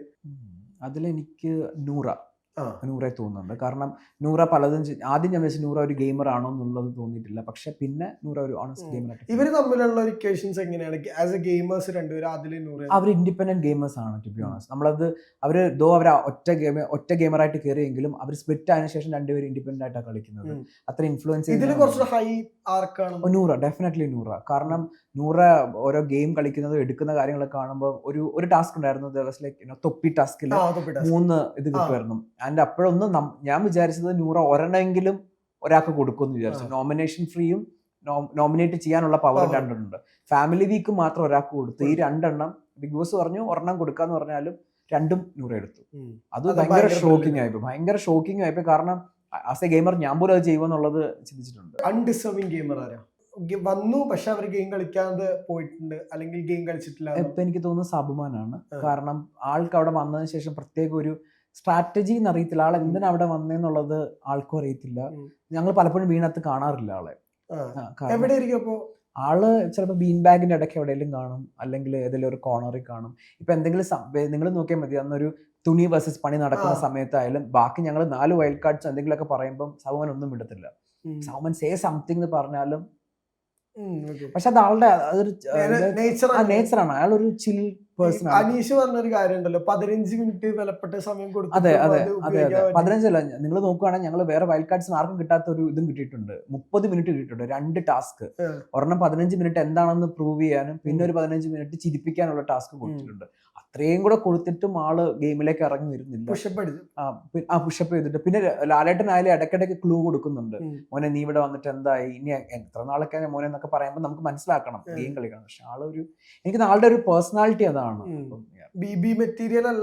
അല്ലാതെ ഒരു ഗുഡ് ഹ്യൂമൻ. പക്ഷെ അതിൽ എനിക്കത് ബി മെറ്റീരിയൽ അല്ലാന്ന് പറയുമ്പോൾ തന്നെ എനിക്ക് വേറൊരു ഇതുകൂടെ ആഡ് ചെയ്യുന്നുണ്ട്. കാരണം ബിഗ് ബോസ് എന്ന് പറഞ്ഞാൽ സൊസൈറ്റിയുടെ ഒരു റിഫ്ലക്ഷനാണ്. അപ്പൊ ഇങ്ങനെയുള്ള ആൾക്കാരും സൊസൈറ്റിയിലുണ്ട്, അവരുടെ ഒരു റിഫ്ലക്ഷനാണ് എല്ലാ കാര്യത്തിലും ചില്ലായിട്ട് എടുക്കുന്നത്. പ്രവീൺ അത്ര ചില്ലാണോ? ഞാൻ അത്ര ചില്ലായിട്ടുള്ള ആളൊന്നുമല്ല. ഞാൻ പെട്ടെന്ന് ട്രിഗർ ആവുന്ന ആളാണ്. അതാണ് ആര്യനായിട്ട് പ്രശ്നം വന്നിട്ടുണ്ട്, ബിന്നിയായിട്ട് പ്രശ്നം വന്നിട്ടുണ്ട്, ജിസേലുമായിട്ട് വന്നിട്ടുണ്ട്, റെനയായിട്ട് വന്നിട്ടുണ്ട്. എനിക്ക് ഏറ്റവും കൂടുതൽ ഫൈറ്റ് വരുന്ന റെനയുമായിട്ട്. കാരണം റെനയാണ് ഏറ്റവും ആൾക്കാരെ പ്രൊവോക്ക് ചെയ്യാൻ എളുപ്പമുള്ളത്. മാനിപ്പുലേറ്റ് ചെയ്യണ ഗെയിമർ ഷാനവാസ്. ആ ഷാനവാസിന് കാരണം ഞാൻ പറഞ്ഞ ഷാനവാസിന് ഒരു ചെറിയ ഗ്യാങ് ഉണ്ട്. ഉം. ആ ഗ്യാങ്ങിന് അനീഷ് അനീഷ് അല്ലെങ്കിൽ ആദില, നൂറ ആ. ഇവരൊക്കെ ഒരു ഗ്യാങ് ഉണ്ട്. അവരെയൊക്കെ ഇൻഫ്ലുവൻസ് ചെയ്യാനും മാനിപ്പുലേറ്റ് ചെയ്യാനും ഷാനവാസിനെ പറ്റും. മനസ്സിലാക്കി വലിയേട്ടൻ പോലെ ഒരു അത് തന്നെ വെള്ളിയേട്ടൻ പോലെ ഒരു ഗുഡ് ലീഡർ, ലീഡർഷിപ്പില് പുള്ളി നൈസാണ്. എന്നാ അഭിലാഷ്. അഭിലാഷ് കാരണം ലാസ്റ്റ് വീക്കിൽ ഞാൻ ക്യാപ്റ്റൻസി ഉള്ള സമയത്ത്, ഞാൻ കിച്ചൺ ക്യാപ്റ്റൻ ആയ സമയത്ത് അഭിലാഷ് കുറേ എഫേർട്സ് എടുത്തിട്ടുണ്ട്. എല്ലാവരുമായിട്ട് സംസാരിക്കാനും പേഴ്സണലി സംസാരിക്കാനും എല്ലാ കാര്യങ്ങളിലും ഒരു എഫേർട്ട് എടുക്കുന്നുള്ള ഫീൽ ചെയ്തിട്ടുണ്ട്. So Abhilash. Okay. Understanding gamer, ഏറ്റവും നന്നായിട്ട് ഗെയിം അണ്ടർസ്റ്റാൻഡ് ചെയ്തിട്ട് നല്ല രീതിയിൽ കളിക്കുന്നത്. അണ്ടർസ്റ്റാൻഡിങ് ഗെയിമറായിട്ട് പറയാൻ അങ്ങനെ പറയാനൊരു പേരെടുത്ത് പറയേണ്ടതുകൊണ്ട് ഐ വുഡ് സേ അക്ബർ. കാരണം അക്ബറിന് കുറച്ചുകൂടെ ഗെയിം അറിയാം. അതെനിക്ക് മനസ്സിലായത് നൂദില ചെരുപ്പ് ഫാക്ടറിയിൽ വന്നപ്പം ആളൊരു യൂണിയൻ നേതാവായിരുന്നു. അപ്പൊ ആ ക്യാരക്ടർ 100% കൊടുത്തു. കുറെ എക്സ്ട്രാ കിട്ടുകയാണെങ്കിലും ആളൊന്ന് ആ ഗെയിമിനെ മനസ്സിലാക്കിയൊക്കെ കളിക്കാറില്ല. അതുപോലെ തന്നെ പറയേണ്ടത് എപ്പോൾ പറയണം. ആള് സംസാരിക്കുന്നത് ഒരു ഫണ്ണായിട്ടായിരിക്കും നമ്മളെ കുത്തുന്നത്. ഫണ്ണാണ്, പക്ഷെ കുത്തു നല്ലപോലെ കൊള്ളുകയും ചെയ്യും. So Akbar. Okay. Time pass gamer, ഞാൻ ചുമ്മാ ടൈം പാസിന് വന്നതാ എന്ന് പറയുന്ന ഗെയിമർ പറയുന്ന രീതി നോക്കുകയാണെങ്കിൽ സാബുമാനാണ് ടൈം പാസിന് വന്ന ഒരാള്. പിന്നെ അതിന്റെ കൂടെ തന്നെ ഒനീലിനെയും, പക്ഷെ ഒനീൽ കുറെ ഗെയിം ഒക്കെ പ്ലാൻ ചെയ്യുന്നുണ്ട്, സ്ട്രാറ്റജി ഒക്കെ ഉണ്ട്, പക്ഷെ അതൊരു എക്സിക്യൂഷൻ ലെവലിലേക്ക് എത്തുന്നില്ല, റിഫ്ലക്ട് ചെയ്യുന്നില്ല. ഇമോഷണൽ ഗെയിമർ അത് അനുമോളാണ്. ഭയങ്കര ഇമോഷണൽ ആണ് കാര്യങ്ങളൊക്കെ. ഇപ്പൊ എന്തെങ്കിലും പറഞ്ഞാലും ഒക്കെ ഭയങ്കര പ്രശ്നമാണ് അനുമോൾക്ക്. ഇപ്പൊ നിങ്ങൾ രണ്ടുപേരും തമ്മിലുള്ള കോൺവെർസേഷൻസിലും ഈ ഇമോഷൻ തന്നെയാണോ ഏറ്റവും ചർച്ച ചെയ്യുന്നത്? അതെ അതെ അതെ. ഞാനാണെങ്കിൽ അനുമോളോട് പറയും, അനുമോൾ എന്തെങ്കിലും തെറ്റ് ചെയ്ത് കഴിഞ്ഞാൽ അനുമോൾ ചെയ്ത തെറ്റാണ്. ഇപ്പൊ ഞാൻ എപ്പോഴും പറയും, മോഡേൺ കുലസ്ത്രീ വന്നു, ദേ കുലസ്ത്രീ ചാടിയിട്ടുണ്ട്, ഇത് ആരെ കുടുംബ പ്രേക്ഷകർക്ക് വേണ്ടിയാണോ കരയുന്നതെന്നൊക്കെ ചോദിക്കുന്നുണ്ട്. ആളുടെ ഒരു നേച്ചർ അങ്ങനെ ആയതുകൊണ്ടാണ്. ഭയങ്കര ഇമോഷണൽ ആണ്. അല്ല, അപ്പൊ അനുമോൾ എന്താ അനുമോളിന്റെ റിപ്ലൈ ഇതൊക്കെ തന്നെ. അപ്പൊ പറയാം, പിന്നെ മിണ്ടത്തില്ല അനുമോള്. നമ്മളിങ്ങനെ കുടുംബ പ്രേക്ഷകർക്ക് വേണ്ടിയാണോ ആദ്യമൊക്കെ ചിരിക്കും, പിന്നെ മിണ്ടാതങ്ങ് കുറച്ചു നേരം ഇനി ഞാൻ തന്നോട് മിണ്ടത്തില്ല എന്നൊക്കെ പറഞ്ഞു നടന്നു. ബിഗ് ബോസ് എനിക്ക് പറ്റിയ പണിയാണെന്ന് തോന്നുന്നില്ല എന്ന് തോന്നിപ്പിച്ച ഗെയിമർ ആരാ? അതും സാബുമാൻ. കാരണം എന്താ വെച്ചാൽ ആൾക്ക് പലപ്പോഴും ടാസ്ക് തന്നെ ചിലപ്പോൾ മനസ്സിലാവാത്ത പോലെ എനിക്ക് ഫീൽ ചെയ്തിട്ടുണ്ട്. ഈ പണി വേഴ്സസ് തുണി വരുന്ന സമയത്ത് ഞങ്ങൾ വൈൽഡ് കാർഡ്സ് ഒക്കെ ബിഗ് ബോസ് 5 മിനിറ്റ് ടൈം തരും, 3 മിനിറ്റ് ടൈമിൽ നമ്മൾ ഡിസ്കസ് ചെയ്യണം. സാബുമാൻ പറയുന്ന പല കാര്യങ്ങളും അപ്പൊ ഞങ്ങൾ ചോദിക്കും, നീ ഇതൊന്നും കാണാതാണോ വന്നത്, നീ ഗെയിം കണ്ടിട്ടില്ലേ? പിന്നെ അതുപോലെ തന്നെ ഞങ്ങൾ ഈ ബിങ് ബാഗിലൊക്കെ ഇരുന്ന് സംസാരിക്കും, ഞങ്ങൾ വൈൽഡ് കാർഡ്സ് ഒക്കെ ഇരുന്നിട്ട് വൈകുന്നേരം. അപ്പൊ ആ സമയത്ത് ഞങ്ങൾ ഇങ്ങനെ പറയുമ്പോൾ അങ്ങനെ ഉണ്ടായിരുന്നോ, അതെപ്പോഴാണ് നടന്നത് എന്നൊക്കെ പുള്ളി ചോദിച്ചിട്ടുണ്ട്. ഓക്കെ. നീ എന്ത് തേങ്ങയാടാ കാണിക്കണേ എന്ന് ഹൗസിൻ്റെ ഉള്ളിൽ ഒരാളോട് ചോദിക്കാൻ തോന്നിയ ഗെയിമർ ആരാ? അതെനിക്ക് തോന്നിയിട്ടുള്ളത് അനീഷിനോടാണ്. കാരണം അതിന് ഗെയിം മാത്രമല്ല, ഇപ്പൊ ഞാൻ എപ്പോഴും പറയുന്നുണ്ട്, ഒരു ലീനിയർ ഗെയിം ആൾക്ക്. കാരണം ഡേ 1 ഒരു അനീഷിന്റെ ഒരു എപ്പിസോഡിൽ എന്തൊക്കെ കാണിക്കുന്നുണ്ടെന്ന് കഴിഞ്ഞാൽ അതിപ്പോൾ നിങ്ങൾ ഡേ 50 എടുത്ത് നോക്കിയാലും അതേ ഗെയിമുകൾ തന്നെ. പ്രത്യേകിച്ച് സന്ദർഭങ്ങൾക്കനുസരിച്ച് ആളൊന്നും മാറി കണ്ടിട്ടില്ല. പക്ഷെ ഇന്നലെയൊക്കെ ആയിട്ട് ഷാനവാസിനോട് കുറച്ചുകൂടി ഒരു കണക്ഷൻ കാണിച്ചു വരുന്നുണ്ട്. സോ അതിലൊരു I am very happy about it. Because എന്നോട് ചോദിക്കുന്നുണ്ട് ആരാണ് ഇഷ്ടമില്ലാത്ത ഗെയിമർ എന്നൊക്കെ ചോദിക്കുമ്പോൾ അനീഷിന്റെ പേര് പറയുമെങ്കിലും ഞാൻ എവിക്റ്റ് ആയ ടൈമിൽ അനീഷ് ഒരു ഹഗ് തന്നു. അനീഷ് എപ്പോഴും പറയുന്നുണ്ട്, നിങ്ങളെല്ലാം ഒരു കൈയകലം മാറി നിൽക്കണം എന്ന് പറയുന്ന ആളാണ് അനീഷ്. എപ്പോഴും തന്നെ പറയത്തുള്ളൂ, എന്റെ ഒരു കൈയകലം മാറി നിന്നോ, നീ ഒന്നിനും കൊള്ളാത്ത, നീക്ക് വെറും കള്ളന്മാരാന്ന് പറയുന്ന അനീഷ്. ഇറങ്ങാൻ നേരത്ത് ഞാൻ പറഞ്ഞു ചരിത്രത്തിലെ ഏറ്റവും മോശം വൈൽഡ് കാർഡുകളാണ് എന്നൊക്കെ പറഞ്ഞിരിക്കുന്ന അനീഷ് തന്നെ ഇറങ്ങാൻ നേരത്ത് ഞാൻ എല്ലാവരും ഹഗ് ചെയ്തിട്ടുണ്ട്. അപ്പൊ ഞാൻ വിരിച്ചു ഇയാൾ ഇനിയിപ്പോ ഹഗ് ചെയ്യുമെന്ന് അറിയത്തില്ല, ആളുടെ സ്വഭാവം ചിലപ്പോൾ ചെയ്യില്ലല്ലോ, പക്ഷെ എന്നെ ഒരു വാം ഹഗ് തന്നു. സോ എനിക്ക് ഫീൽ ചെയ്തിട്ടുണ്ട് ആള് അത് ഗെയിമർ എന്നുള്ളത് എന്ത് തേങ്ങാടാ കാണിക്കുന്ന അനീഷ കുറച്ചും കൂടെ വെളിവാ അന്ന് തോന്നാറുണ്ട്. പുറത്ത് എനിക്ക് നെഗറ്റീവ് ആണോ പോസിറ്റീവ് ആണോ എന്ന് ഭയങ്കരമായിട്ട് പേടിച്ച എന്ന് തോന്നിയ ഗെയിമർ ഡോക്ടർ ബിന്നി. ആളൊരു ആക്ട്രസ് ആണ്. സീരിയലിൽ എനിക്കൊന്ന് നല്ല ഫാൻസ് ഉള്ളതാണ്. അപ്പൊ ആൾ എപ്പോഴും സംസാരിക്കുമ്പോഴും ആ ഒരു എല്ലായിടത്തും സേഫ് ഗെയിം കളിച്ച് പറയണമെന്ന് ചോദിക്കാൻ ഞാൻ വെളിയിൽ എനിക്ക് കോണ്ടന്റ് പോകേണ്ടത് കൊണ്ട് മാത്രം എന്തെങ്കിലുമൊക്കെ പറയും. പക്ഷെ ഈ സൈഡിലും ഒക്കെ നിൽക്കുന്ന ഒരാളായിട്ട് ഫീൽ ചെയ്തിട്ടുണ്ട്. ഓക്കെ. ചിലരുടെ ഗെയിം കാണുമ്പോൾ നമ്മളൊക്കെ എത്രയോ ഭേദമാണെന്ന് തോന്നിയിട്ടുണ്ടോ? അങ്ങനെ തോന്നിയിട്ടുണ്ട്. അങ്ങനെ തോന്നിയിട്ടുള്ള ഒരാളുടെ ഇതുപോലെ തന്നെ ലക്ഷ്മി,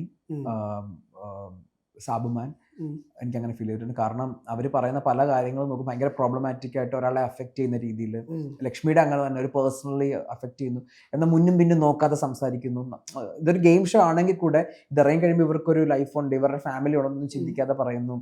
ഇപ്പോൾ ആദില നൂറേനോട് ഭയങ്കര ഒട്ടും ഹ്യൂമാനിറ്റേറിയൻ കൺസിഡറേഷൻ ഇല്ലാതെ സംസാരിക്കുന്നു.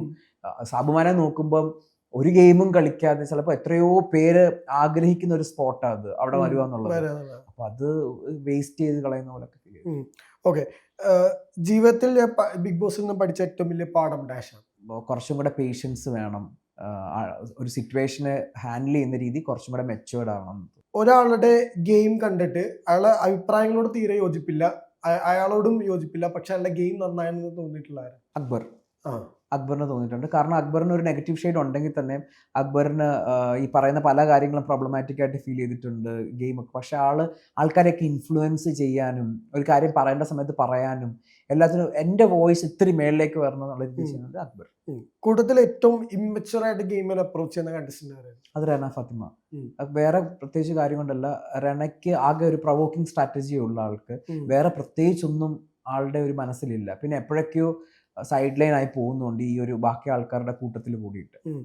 വൈൽഡ് കാർഡ്സ് എല്ലാവരും ഒരുമിച്ച് നിന്നിരുന്നെങ്കിൽ ഒരു പക്ഷേ കുറേം കൂടെ മുമ്പിലേക്ക് ഗെയിം കൊണ്ടുപോകായിരുന്നു എന്ന് തോന്നിയിട്ടുണ്ട്. എനിക്ക് അങ്ങനെ തോന്നുന്നില്ല. കാരണം ഇതൊരു ഗ്രൂപ്പ് കളിച്ച് പോകേണ്ട ഒരു ഗെയിം അല്ല, ഇൻഡിവിജ്വൽ ഗെയിമാണ്. അതിന് പല പല കാര്യങ്ങൾ, ഇപ്പോൾ വൈൽഡ് കാർഡ്സ് ഒരുമിച്ച് നിന്നാലും ഓപ്പോസിറ്റ് നിൽക്കുന്ന ആൾക്കാർക്ക് ആ ഒരു ഫീലിംഗ് ഇല്ലെങ്കിൽ പിന്നെ നമ്മൾ ദൂരത്തിലേക്ക് പോയില്ല. ലാലേട്ടൻ എപ്പിസോഡിൽ കൂടെ നിൽക്കുന്ന കണ്ടസ്റ്റൻസ് നെഞ്ചിടിപ്പ് കേൾക്കാറുണ്ട്. ഓ ഡെഫിനറ്റ്ലി. നെഞ്ചിടിപ്പ് മാത്രമല്ല, നമ്മൾ ഓരോ സമയത്തും നമുക്കിങ്ങനെ അറിയാം, എല്ലാവരുടെ മുഖത്ത് ആ ഒരു പേടിയുണ്ട്, എന്തായിരിക്കും സംഭവിക്കാൻ പോകുന്നത്, എന്തായിരിക്കും. ഫുഡിന്റെ കാര്യത്തിൽ ഏറ്റവും കൂടുതൽ കൺസേൺ ആവുന്ന കണ്ടസ്റ്റന്റ് നെവിനാണ്. നെവിൻ എനിക്ക് തോന്നുന്നു ലാലേട്ടന്റെ എപ്പിസോഡിൽ വരെ നിങ്ങൾ നോക്കിക്കഴിഞ്ഞാൽ ബ്രേക്കിന് പോയി കഴിച്ചിട്ട് വരും, എപ്പോഴും എന്തെങ്കിലും ആൾക്ക് എന്തെങ്കിലും കഴിച്ചുകൊണ്ടിരിക്കണം. അപ്പോൾ അത് നെവിനാണ്. മാത്രമല്ല നെവിൻ ബിഗ് ബോസിൽ കയറുന്നതിന് മുമ്പുള്ളതിനെക്കാട്ടി വെയിറ്റ് കൂടിയ എനിക്കൊന്ന് ബിഗ് ബോസിന്റെ ചരിത്രത്തിൽ വെയിറ്റ് കൂടിയ ഒരു കണ്ടസ്റ്റന്റ് നെവിനാണ്. രേണുസുതി എന്ന കണ്ടസ്റ്റൻസിനെ കുറിച്ചിട്ട് പലതരത്തിലുള്ള ചർച്ചകൾ പുറത്തുണ്ടായിട്ടുണ്ട്. നിങ്ങൾക്ക് പേഴ്സണലി തോന്നിയിട്ടില്ല? അയ്യോ, ഞാൻ ആ വീട്ടില് കയറിയ സമയത്ത് ഞാൻ പറഞ്ഞു എനിക്ക് ഇഷ്ടമല്ലായിരുന്നു രേണുസുതിനെ. കാരണം ഇവരുടെ റീൽസ് ഒക്കെ കണ്ടി നോട്ട് ഇൻട്രസ്റ്റഡ് കൊടുത്തിട്ട് കയറുന്ന ആളായിരുന്നു ഞാൻ. എന്നിട്ട് ഞാൻ ഇവരെന്ത് ഈ റീൽസിൽ കാണിക്കുന്നത്, അകത്ത് കയറി കഴിഞ്ഞിട്ട് ഞാൻ എൻ്റെ ഒരു ടാർഗറ്റ് ആയിട്ട് കൂടെ വെച്ചിരുന്ന ഒരാളാണ്. ഇവർ എന്തിനാ വന്നത് ബിഗ് ബോസിൽ, എപ്പോൾ നോക്കിയാലും വയ്യ വിഷമം തന്നെ. പക്ഷെ അകത്ത് കയറി കഴിഞ്ഞപ്പോൾ എനിക്ക് പെർസ്പെക്റ്റീവ് എല്ലാം മാറി. അവർ ഭയങ്കര സ്വീറ്റ് ആയിട്ടൊരു ലേഡിയാണ്. അവർ സോഷ്യൽ മീഡിയയിൽ ചിലപ്പോൾ ആൾക്കാർ പറയുന്നതിനൊക്കെ വീഡിയോ എടുക്കുമ്പോൾ കൂടെ കമൻറ്റ് ചെയ്യുന്നല്ലാതെ പേഴ്സണൽ ലൈഫിൽ ഭയങ്കര ഒരു സ്വീറ്റ് ആയിട്ടുള്ള ഒരാളാണ്. നമുക്ക് ഭയങ്കര, ഞാൻ ഏറ്റവും കൂടുതൽ വൈബ് ചെയ്തിട്ടുള്ളത് രേണുവായിട്ടാണ്. രേണു ഉള്ള ഒരാഴ്ച. എന്നിട്ട് രേണു ഇടയ്ക്കിടയ്ക്ക് പറയും എൻ്റെ പ്രേക്ഷകർ എന്നോട് നിർത്തിയാൽ മതി, എനിക്ക് പക്ഷേ വീട്ടിൽ പോകണം, എനിക്ക് വീട്ടിൽ പോകണം. അപ്പോൾ ഒരു ദിവസം ഞാൻ രേണുവിനെ പിടിച്ചിട്ട് ക്യാമറയുടെ മുമ്പിൽ ചെന്ന് പറഞ്ഞു, രേണുവിനെ എവിക്റ്റ് ആക്കണം, ദയവ് ചെയ്ത് ആ പ്രേക്ഷകരല്ലേ എനിക്ക് വോട്ട് ചെയ്താൽ അങ്ങനെയൊക്കെ പറഞ്ഞു വെക്കും. എന്നിട്ട് ചുമ്മാ ഇരിക്കുമ്പോൾ എന്നിട്ട് ഞാൻ പറയും നോമിനേഷൻ തുടങ്ങുന്ന ദിവസം രേണുവിന് ഇവിടെ നിൽക്കണം, നോമിനേഷൻ കഴിഞ്ഞ് ഫ്രീ ആയി കഴിയുമ്പോഴത്തേക്ക് രേണു പിന്നെ ഒരാഴ്ചത്തേക്ക് കോണ്ടന്റ് എനിക്ക് വീട്ടിൽ പോകണം എന്ന് പറഞ്ഞിട്ട്. ഇറ്റ്സ് എ വെരി ലൈക്ക് പാവം. ഒരു കണ്ടസ്റ്റൻസിന് റീ എൻട്രി കിട്ടണമെന്ന് ആഗ്രഹിക്കുന്ന ഞാൻ എൻ്റെ പേര് തന്നെ ആദ്യം പറയും, പക്ഷെ എൻ്റെ പേര് പറയാതെ പറയണമെങ്കിൽ I would say RJ Binsy. എന്തുകൊണ്ടായിരിക്കും? കാരണം എനിക്ക് തോന്നുന്നു ബിൻസി ഗെയിം ഒന്ന് കളിച്ച് വന്നിട്ട് ഉണ്ടായിരുന്നുള്ളൂ, അപ്പോഴത്തേക്ക് ആൾ എവിക്റ്റ് ആയി. ഇപ്പൊ പ്രവീൺ എവിക്റ്റ് ആയി കഴിഞ്ഞിട്ട് ഉണ്ടായിട്ടുള്ള ഒരു ചർച്ചയായിരുന്നു നെവിൻ ഷാനവാസ് ഇഷ്യൂല്. പ്രവീണിന്റെ പേര് അവിടെ ആദ്യം പറയുന്നുണ്ട്. എന്നോട് പ്രവീൺ ഇങ്ങനെ ഒരു കാര്യം സൂചിപ്പിച്ചിട്ടുണ്ട്, ഇങ്ങനെ പ്രവീണിനും അത് ഭയങ്കര ബാഡ് ഇൻഫ്ലുവൻസ് ആയിട്ട് തോന്നിയിട്ടുണ്ടായിരുന്നു. അത് മേ ബി വീക്കെൻഡ് എപ്പിസോഡിൽ ലാലേട്ടനായിരിക്കും അത് കൂടുതലൂടെ ചർച്ച ചെയ്യുക. ശരിക്കും എന്തായിരുന്നു ആദ്യം അങ്ങനെ പറയാനുള്ള കാരണം എന്തായിരുന്നു? അതിലെ ഒരു കാര്യം എന്ന് വെച്ച് കഴിഞ്ഞാൽ, ഞാനൊരു ടച്ചി പേഴ്സൺ അല്ല ബേസിക്കലി. പെട്ടെന്ന് എനിക്ക് കംഫർട്ടബിൾ അല്ലാത്ത ആൾക്കാർ, കംഫർട്ടബിൾ എന്നല്ല ഉദ്ദേശിക്കുന്നത്, എനിക്കൊരു ക്ലോസ് അല്ലാത്ത ആൾക്കാർ പെട്ടെന്ന് എൻ്റെ ഒരു പേഴ്സണൽ സ്പേസിലേക്ക് വന്നാൽ എനിക്ക് ബുദ്ധിമുട്ടുണ്ട്. അപ്പോൾ ആദ്യം നെവിൻ്റെ ലവ് ലാംഗ്വേജ് എന്ന് പറഞ്ഞാൽ ടച്ചാണ്. അവൻ പെട്ടെന്ന് കെട്ടിപ്പിടിക്കും, നമ്മുടെ ദേഹത്തോട്ട് ചാടിക്കിടക്കും, അങ്ങനെയൊക്കെ ചെയ്യും. അപ്പോൾ ആദ്യത്തെ 2 ദിവസം എനിക്കത് കുറച്ച് അൺകംഫർട്ടബിൾ ആയിരുന്നു. അത് വേറെ ഒരു തരത്തിലും അല്ല, വേറൊരു ബാഡ് ഇൻറ്റൻഷനോ ബാഡ് ടച്ചോ ഒന്നും ഞാൻ പറയുന്നില്ല. അതിപ്പോൾ ആദില വന്നാലും അജിം വന്നാലും ആര് വന്നാലും എനിക്കതൊരു അൺകംഫർട്ടബിൾ ആണ്. ഇറ്റ്സ് നോട്ട് ദാറ്റ് നിങ്ങൾ എന്നെ വേറെ എന്തോ തരത്തിൽ ടച്ച് ചെയ്തൊന്നും ഉള്ളതല്ല, അത് ഞാൻ പറഞ്ഞിട്ടുണ്ട്. എനിക്കത് അൺകംഫർട്ടബിൾ ആയിരുന്നു. പക്ഷെ ഇപ്പൊ എനിക്ക് കംഫർട്ടബിൾ, അത് ഞാൻ നെവിനോട് തന്നെ പറഞ്ഞിട്ടുണ്ട്. പിടിക്കരുത്, ടച്ച് ചെയ്യുമ്പോൾ എനിക്കൊരു ബുദ്ധിമുട്ടുണ്ട് പക്ഷെ നിങ്ങൾ അത് കഴിഞ്ഞാൽ നമുക്ക് ഒരു എനിക്കൊന്നൊരു 3-4 ദിവസം കഴിയുമ്പോഴത്തേക്ക് കണക്റ്റഡ് ആയി കഴിഞ്ഞപ്പോൾ ഞാൻ നെവിനോട് കെട്ടിപ്പിടിച്ച് കിടക്കും. അവൻ എൻ്റെ മടിയിൽ കയറി കിടക്കും, ചിലപ്പോൾ ഓടി വരുമ്പോൾ എൻ്റെ മടിയിൽ കയറി കിടക്കും. പൗഡർ റൂമിലാണ് ഞങ്ങൾക്ക് ഇത്തിരി AC കൂടുതലുള്ളത്, അവിടെ ചിലപ്പോൾ കെട്ടിപ്പിടിച്ച് കിടക്കാറുണ്ട്, കിടന്നുറങ്ങാറുണ്ട്. അതെനിക്ക് അങ്ങനെ ഒരിക്കലും, എനിക്കതൊരു ബ്രദർലി ഫ്രണ്ട്, എൻ്റെ ഏറ്റവും ക്ലോസ് ഫ്രണ്ട് എന്നെ ഹഗ് ചെയ്യുന്ന പോലെ എനിക്ക് ഫീൽ ചെയ്തിട്ടുള്ളൂ. അല്ലാതെ എനിക്കൊരിക്കൽ പോലും ഒരു ബാഡ് ടച്ചായിട്ട് ഫീൽ ചെയ്തിട്ടില്ല. കാരണം ഇത് ആദ്യം പറയുന്നത് ഷാനവാസ് ആയിരുന്നു. ഷാനവാസ് ഇങ്ങനെ പറയുന്നത് എനിക്ക് പല പ്രാവശ്യം ഇപ്പൊ കേറിയപ്പോ മുതൽ ഇങ്ങനെ ഉണ്ടായിരുന്നു എന്ന് പറയുന്നു. അത് ഇപ്പൊ ശരിക്കും എന്തുകൊണ്ടായിരിക്കും പലർക്കും അങ്ങനെ തോന്നാൻ കാരണം ഇപ്പൊ നെവിൻ കുറച്ചുകൂടെ എല്ലാവരായിട്ടും ഈ ഒരു വൈബില് ബിഹേവ് ചെയ്യുന്നതുകൊണ്ടാണ്. അത് ഞാൻ പറഞ്ഞത്, ഇത് ഓരോരുത്തർക്കും ഓരോ പെർസ്പെക്റ്റീവ് ആണ് ഇതിൽ. കാരണം അവന്റെ ഒരു ലവ് ലാംഗ്വേജ് ഇപ്പോഴും ഞാൻ പറയുന്നത് ഫിസിക്കൽ ടച്ച് ആണ്. അതിന് എനിക്ക് ഇതുവരെയായിട്ടും വേറൊരു തരത്തില് തോന്നിയിട്ടില്ല. പിന്നെ ഓരോരുത്തരുടെ ഓരോ പെർസ്പെക്റ്റീവ്. ആദ്യത്തെ 2 ദിവസം എനിക്ക് തോന്നിയില്ലേ ഒരു അൺകംഫർട്ടബിൾ ആയിട്ട് ഫീൽ ചെയ്തില്ലേ, ചിലപ്പോൾ അവർക്ക് അങ്ങനെ ആയിരിക്കും തോന്നിയിട്ടുള്ളത്. ഇതൊക്കെ ഓരോരുത്തരുടെ പേഴ്സണൽ ബൗണ്ടറീസും പേഴ്സണൽ അത് നമ്മൾ റെസ്പെക്ട് ചെയ്യുന്നതിൻ്റെയാണ്. അപ്പം അതെനിക്കൊന്നും പറയാൻ പറ്റില്ല. ഇപ്പൊ ഹൗസിൽ ഗെയിം തുടരുകയാണ്, ഇപ്പൊ ടോപ്പ് 5 വന്നെന്ന് പേഴ്സണൽ ഒരു ആഗ്രഹം ഉണ്ടാവുമല്ലോ ആരെങ്കിലൊക്കെ, അല്ലെങ്കിൽ ഗെയിം കണ്ട ഒരാളെന്ന് നൽകി കളിച്ച ഒരാളെന്ന് നൽകി, ആരായിരിക്കും ടോപ്പ് 5? എനിക്ക് ടോപ്പ് 5 വരണം, എനിക്ക് ആഗ്രഹമല്ല, എനിക്ക് കണ്ടിട്ട് തോന്നുന്നത് ഒന്ന് അനീഷ് വരും, അക്ബർ വരും, ഷാനവാസ്, അനു, നൂറ, ഇവര് വരാൻ ഇത്രയും ചാൻസ് ഉണ്ട്. കാരണം ഗെയിം കണ്ടിട്ടെന്നുള്ള രീതിയിൽ. ഇവരുടെ ഒരു സ്ട്രാറ്റജി ഉണ്ടല്ലോ, ഇപ്പൊ കുറച്ചുകൂടെ ഗെയിം പ്രോഗ്രസ് ആകുമ്പോൾ സ്ട്രാറ്റജി മാറ്റുന്നവരുണ്ട്. നമ്മൾ ക്യാമറ ഇല്ലാതെ നമ്മൾ ബിഹേവ് ചെയ്യാൻ തുടങ്ങും, നമ്മളെല്ലാം പെർഫോം ചെയ്യാൻ തുടങ്ങും. പക്ഷെ ആ രീതിയിൽ കുറച്ചുകൂടെ ഫ്രീ ആയെന്ന് തോന്നിയിട്ടുള്ള ആരെങ്കിലും ഉണ്ടോ ഈ ഒരു കുറച്ച് ജേർണിയിൽ? എനിക്ക് അവിടുത്തെ ഓൾമോസ്റ്റ് എല്ലാവരും എത്തി. കാരണം അവരാരും ക്യാമറ കൺസേൺഡ് അല്ല, പറയുന്ന കാര്യങ്ങളൊക്കെ അങ്ങനൊന്നുമില്ല, എല്ലാവരും അവര് റിയലാ കാണിച്ചുകൊണ്ടിരിക്കും. വൈൽഡ് കാർഡ്സിൽ ആരെങ്കിലും ഫേവറേറ്റ് പിക്സ് ഉണ്ടോ ഇനി അവശേഷിക്കും? എനിക്ക് ഏറ്റവും ഇഷ്ടപ്പെട്ട ഒരാൾ ജിഷിനാണ്. ജിഷിനുമായിട്ട് എനിക്ക് ഭയങ്കര ബ്രദർലി അഫെക്ഷൻ ആണ്. ജിഷിൻ എന്ന് പറഞ്ഞു കഴിഞ്ഞാൽ ഞാനും ജിഷിനും പിണങ്ങിയിരുന്നിട്ടുണ്ട്. ജിഷിൻ ചെറിയ കാര്യങ്ങളൊക്കെ മതി. ഒരു ദിവസം ഞാൻ കിച്ചണിൽ കയറാൻ നേരത്ത് എന്തോ പറഞ്ഞതിൻ്റെ പേര് ആൾ കുക്ക് ചെയ്യാതിരുന്നു, അപ്പോൾ ആളെ വിളിച്ചില്ല എന്ന് പറഞ്ഞിട്ട് പിണങ്ങിയിരുന്നു. പിന്നെ എപ്പോഴും എനിക്ക് നോമിനേഷനിൽ എന്തോ പറഞ്ഞിട്ടുണ്ട്, ഒരു കുഞ്ഞനിയനെ പോലെ കാണുന്നുണ്ട് എന്നൊക്കെ പറഞ്ഞിട്ടുണ്ട്. അപ്പോൾ ഞാൻ അവിടെ എല്ലാവരെയും പേര് മാത്രമേ വിളിച്ചിട്ടുള്ളൂ. കാരണം അവരാരും ഞാൻ ചേട്ടാ ചേച്ചി എന്നൊന്നും വിളിക്കാറില്ല. ഷാനവാസിനെ എന്നായിരുന്നു വിളിക്കുന്നത്. കാരണം എനിക്കൊരു ചേട്ടാ ചേച്ചി വിളിക്കുമ്പോൾ ഒരു കണക്ഷൻ ഫീൽ ചെയ്തിട്ടുണ്ട്. പക്ഷെ വെളിയിൽ ഇറങ്ങുമ്പോഴായാലും ഞാൻ അവരെ ചേട്ടാ ചേച്ചി വിളിക്കുന്നു, അവരോട് തന്നെ പറഞ്ഞിട്ടുണ്ട്. പക്ഷെ വീടിനകത്ത് തന്നെ പലപ്പോഴും എനിക്ക് ജിഷിൻ ചേട്ടാ എന്ന് വന്നിട്ടുണ്ട്. സോ എനിക്ക് വൈൽഡ് കാർഡ്സിന് എൻ്റെ ഒരു ഫേവറേറ്റ് ജിഷിനാണ്. പിന്നെ മാത്രമല്ല ആൾ അത്യാവശ്യം ഇപ്പൊ ഗെയിം കളിക്കുന്നുണ്ട്, മനസ്സൊരു ശുദ്ധനായ മനുഷ്യനാണ്. എപ്പോൾ നിങ്ങൾ നോക്കിയാൽ മതി, എല്ലാം ഇങ്ങനെയൊക്കെ പറയുമെങ്കിലും ഒരു അടുത്ത സെക്കൻഡിൽ പോയിട്ട് അവരോട് തന്നെ സോറി എന്ന് പറയും. ഈ ശരിക്കും ബിഗ് ബോസിൽ കുറച്ച് ദിവസം നിന്നപ്പോഴും ഇപ്പൊ പ്രവീൺ എന്നൊരു പേഴ്സണൽ ആയിട്ട് കുറച്ചുകൂടെ ആളുകളിലേക്ക് കണക്ഷൻ ഉണ്ടാക്കാൻ പറ്റുന്ന ഒരു രീതിയിലേക്ക് കുറച്ചുകൂടെ ദിവസം നിന്നിരുന്നെങ്കിൽ ആ ഒരു തോട്ട്. ഡെഫിനറ്റ്ലി എനിക്ക് തോന്നുന്നു എൻ്റെ സെക്കൻഡ് വീക്കിലാണ് ആൾക്കാർ ഒത്തിരി എൻ്റെ ഒരു വേറൊരു പേഴ്സൺ അറിഞ്ഞത്. ഇവൻ ഇങ്ങനെയൊക്കെ സംസാരിക്കുന്നതാണല്ലോ, ഇവൻ ശരിക്കും ഗെയിം കളിക്കുന്നത്. എന്നൊക്കെ എല്ലാ മെസ്സേജ് അയക്കുന്നവരും വിളിക്കുന്നവരും എല്ലാം പറയുന്നുണ്ട്. ആ കിച്ചൺ ക്യാപ്റ്റൻ ആയതിനു ശേഷം ഒത്തിരി ഇഷ്യൂസ് വന്നിട്ടുണ്ട്, ഞാൻ ഇഷ്യൂസ് സോൾവ് ചെയ്ത രീതി ഇതെല്ലാം ആൾക്കാർക്ക് ഇഷ്ടപ്പെട്ടിട്ടുണ്ട്. അപ്പോൾ എനിക്ക് ഒരാഴ്ചയും കൂടെ കൂടുതൽ കിട്ടിയിരുന്നെങ്കിൽ കുറച്ചും കൂടെ ആൾക്കാർക്ക് ഞാനുമായിട്ട് കുറെ കണക്ട് ആവുമായിരുന്നു. അൺഫെയർ എവിക്ഷന്റെ പേരിൽ കുറെ കേട്ടിട്ടുണ്ടാവല്ലോ, പ്രവീൺ അല്ലെങ്കിൽ ആരായിരിക്കും പകരം ആ ഒരു ഇതിൽ പോവാൻ സാധ്യത ഉണ്ടായിരുന്നു? ശരിക്കും ആ സമയത്ത് സബുമാൻ തന്നെയാണ്. കാരണം എനിക്ക് ഫീൽ ചെയ്യുന്നത് അത് വോട്ടിന്റെ ബേസിലാണ് പ്യുവർലി പോകുന്നത്. പക്ഷെ എനിക്ക് ഫീൽ ചെയ്തിട്ടുള്ള സബുമാന. കാരണം ആ ഗെയിം പ്രത്യേകിച്ച് ഒന്നും കോൺട്രിബ്യൂട്ട് ചെയ്യായിട്ട് എനിക്ക് തോന്നിയിട്ടില്ല. അടുത്തുള്ള സർക്കിളുകൾ എന്താ പറഞ്ഞത് പോസ്റ്റ് ബിഗ് ബോസ് ലൈഫിൽ? എല്ലാവരും എനിക്കൊരു ഇതുണ്ടായത്, എല്ലാവരും നല്ല പോസിറ്റീവായിട്ടാണ് സംസാരിച്ചത്, നല്ലപോലെ ഗെയിം കളിച്ചിട്ടുണ്ട്. എനിക്ക് തോന്നുന്നു എവിക്റ്റ് ആയിട്ട് വന്നതിൽ എനിക്ക് അത്യാവശ്യം വിഷമം ഉണ്ടെങ്കിൽ ഇപ്പം എനിക്ക് കുറച്ച് സന്തോഷമുണ്ട്. കാരണം എല്ലാവരും ഭയങ്കര പോസിറ്റീവ് റെസ്പോൺസ് ആണ്. വിളിക്കുന്നവരായാലും കാണുന്നവരായാലും നല്ലപോലെ ചെയ്തിട്ടുണ്ട്, ഞങ്ങൾക്ക് ഭയങ്കര വിഷമം എന്നൊക്കെ പറയുമ്പോൾ ഇവരുടെ സ്നേഹം കിട്ടുക എന്നുള്ളത് വലിയൊരു കാര്യമല്ലേ. അത് I am happy about it. ഇപ്പോൾ ഈ പറഞ്ഞ പോലെ നല്ലൊരു ജേർണി ആയിരുന്നു. ഈ ഞാൻ ആദ്യം പറഞ്ഞ പോലെ ആളുകൾക്ക് ഭയങ്കര അമ്പരപ്പ് ഉണ്ടാക്കിയിട്ടുള്ള എന്തുകൊണ്ട് ഇയാളെന്ന ചോദ്യം പലരുടെ മനസ്സിലേക്ക് കൊണ്ടുവന്ന ഒരു എവിക്ഷൻ ആയിരുന്നു. അത് അൺഫെയർ ആയെന്ന് എനിക്ക് പേഴ്സണൽ അഭിപ്രായമുണ്ട്. അപ്പോൾ ഈ പറഞ്ഞ പോലെ തുടർന്നുള്ള ജേർണിയിൽ വലിയ രീതിയിലുള്ള പ്രൊഫഷണൽ പേഴ്സണൽ വിജയങ്ങൾ എത്തിപ്പെടാൻ സാധിക്കട്ടെ എന്ന് ആശംസിക്കുകയാണ്. Thank you for the timing and all. Thank you so much. Thank you.